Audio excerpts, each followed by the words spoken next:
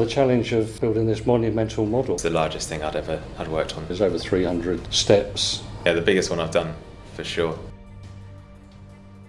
Overall, it's taken me about 2 years. I think the modellers are going to get a lot of pleasure from modelling this particular one. The way that the engine fixes onto the fuselage is how it's done in the real thing.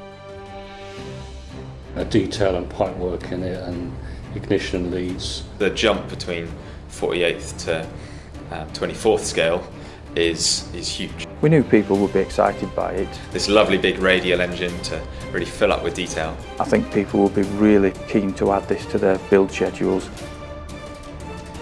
It was the king of the Pacific. This was a whole different thing. One of the world's greatest aeroplanes. And the amount of care that we put into it for the modeller. Pushing into higher detail, exploring the limits of what we can do.